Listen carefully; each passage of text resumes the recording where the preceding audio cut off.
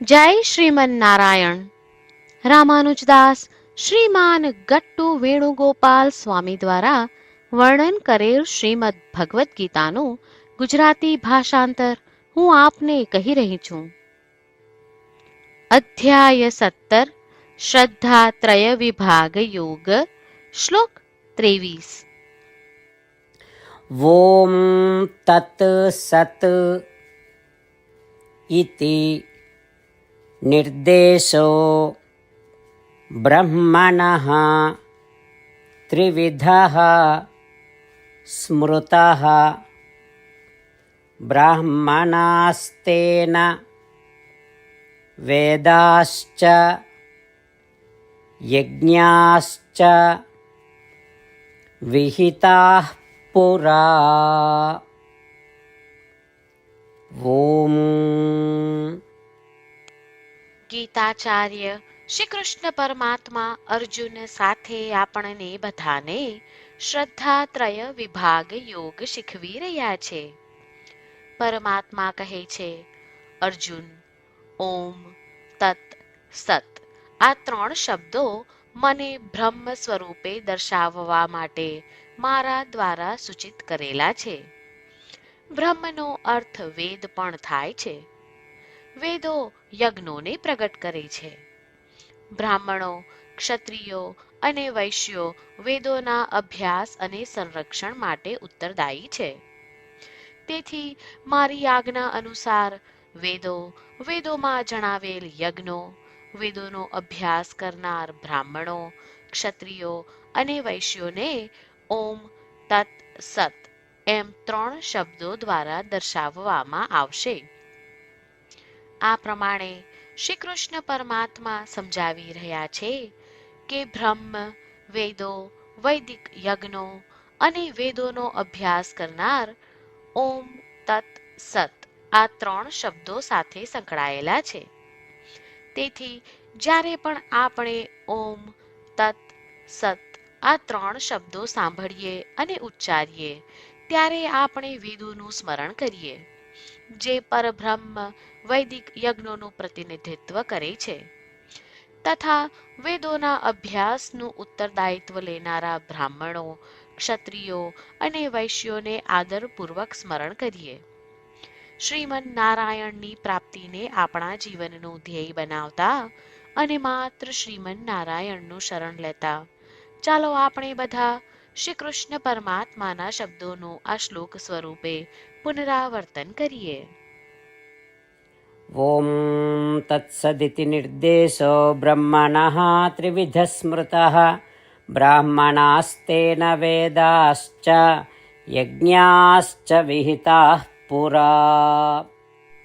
શ્રી કૃષ્ણ પરમાત્માએ આખી ભગવદ્ ગીતાનો સાર અધ્યાય 18ના શ્લોક 65 થી 70માં 8 ઉપદેશ દ્વારા કહ્યો છે. શ્રી કૃષ્ણ કહે છે, જે મારા આ 8 ઉપદેશ અનુસરે છે તે મને પ્રિય છે. એ સર્વે ભક્તોનું હું બધી જ રીતે રક્ષણ કરીશ. શ્રી કૃષ્ણ પરમાત્મા પાસેથી આખી ભગવદ્ ગીતા સાંભળ્યા પછી અર્જુન કહે છે, કરિષ્યે વચનમ તવ, એટલે કૃષ્ણ, હું તમારી આજ્ઞાનું પાલન કરીશ, તમે કહો છો એમ કરીશ. અને આથી જ શ્રી કૃષ્ણએ દરેક પ્રકારના યશ અને વિજય અર્જુનને આપ્યા છે. તો ચાલો આપણે પણ પરમાત્માને 8 વાતો પાળવાનું વચન આપીએ. પરમાત્માને આપેલા વચનથી મોટી કોઈ પૂજા, તપ કે યજ્ઞ નથી. 8 પ્રતિજ્ઞાઓ જે આપણે લેવી જોઈએ તે હું હવે કહું છું. આપ સૌ પણ એનો મન અને હૃદયથી વિચાર કરો. આ રીતે શ્રી કૃષ્ણને વચન આપતી વખતે આપણે સૌ શ્રી કૃષ્ણની હસતી મુખમુદ્રાનો મનમાં વિચાર કરીએ અને પરમ આનંદનો અનુભવ કરીએ. જય શ્રીમન નારાયણ. આપણા 8 વચનો આ પ્રમાણે છે.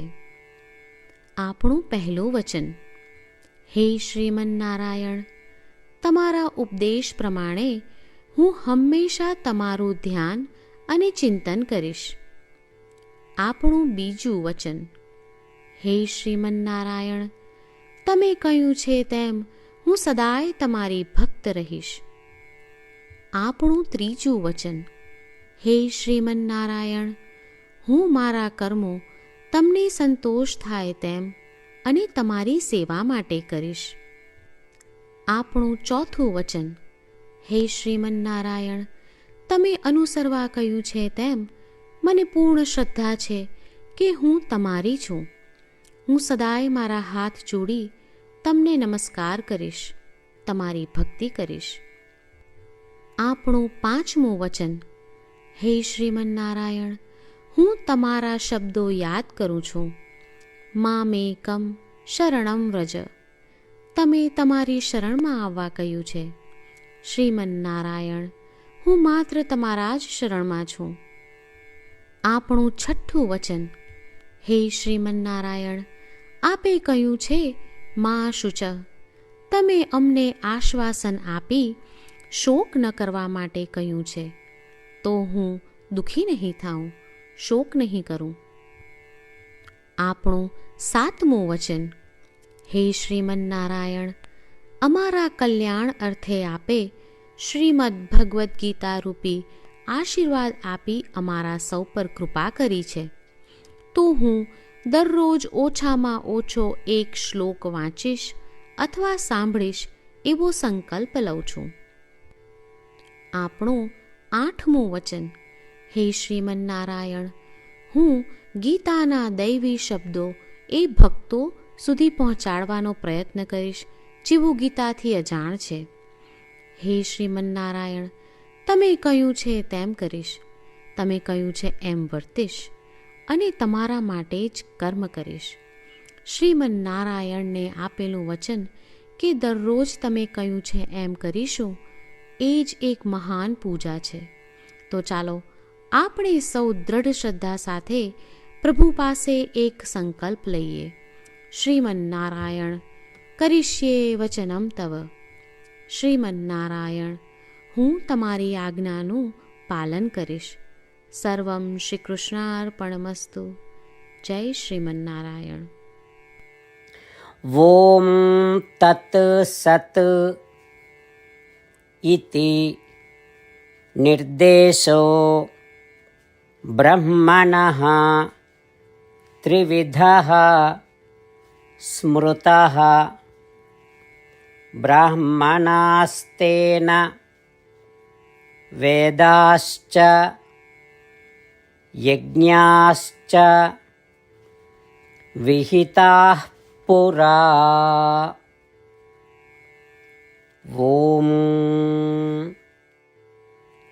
ઓમ તત્સદિતિ નિર્દેશો બ્રહ્મણઃ ત્રિવિધ સ્મૃતઃ બ્રાહ્મણાસ્તેન વેદાશ્ચ યજ્ઞાશ્ચ વિહિતાઃ પુરા.